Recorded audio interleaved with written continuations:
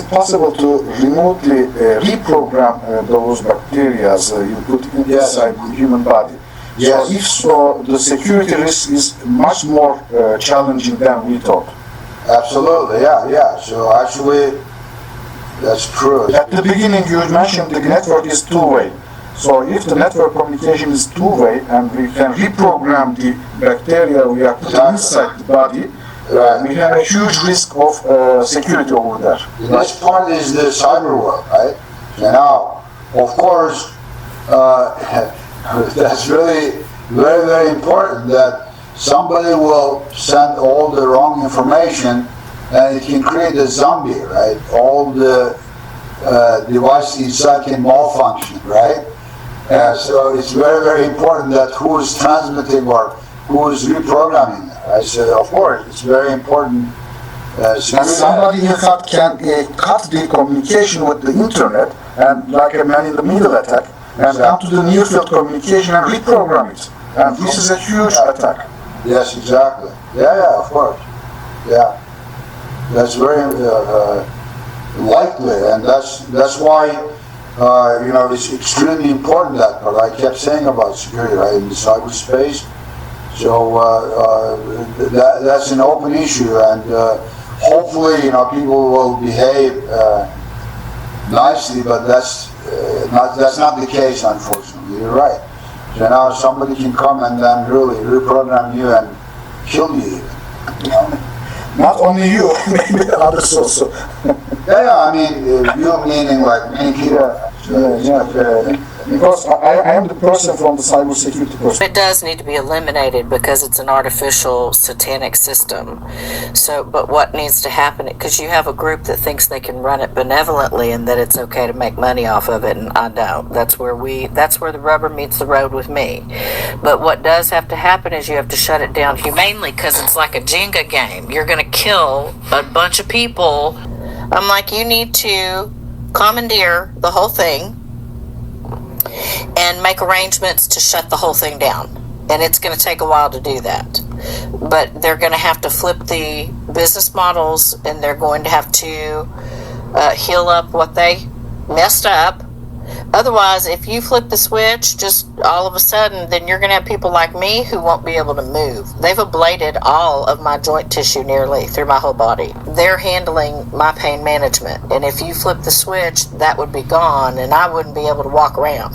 So you take me and multiply me by however many people they've done that to on the planet. And then you're going to have other people who are likely receiving life-sustaining support and being experimented on, who will just be dead. Like one time there was a situation where I was getting breathing support because they hit a nurse. She just turned into a zombie right in front of my eyes and shoved the needle in that had all the opiates that were going into my pain pump, and it spilled into my body cavity and onto the table instead of all going into the pain pump. And while she was still in that weird trance, she took a paper towel and wiped it off the table. And I even told her, I was like, I think it spilled into my body cavity. And she goes, oh, no, it didn't. And I said, but don't you remember wiping it up off the table? It spilled onto the table after you plunged it. She just couldn't. It's like she couldn't reconcile the two. No, I would never do that, and I don't remember doing that. But she did it. I sat there and watched her.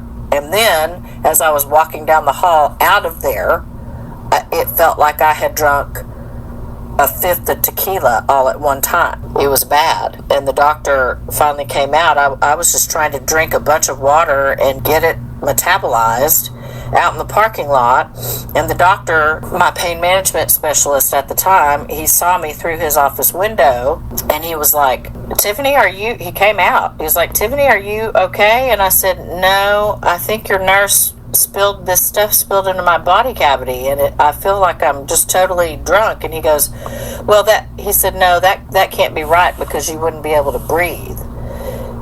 It hits the breathing centers in your brain and you wouldn't be able to breathe. And we didn't finish that conversation because I started throwing up on his shoes.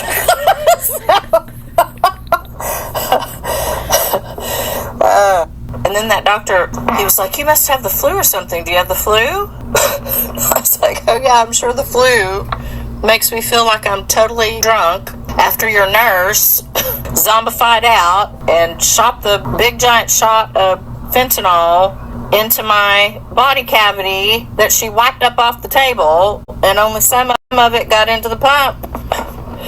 And that was the last time, that visit was the last visit that I had before I was getting that thing surgically removed, because they were just wanting to turn it up until I was dead, and so they started titrating it down off, and that was my last appointment before the surgery to get it out.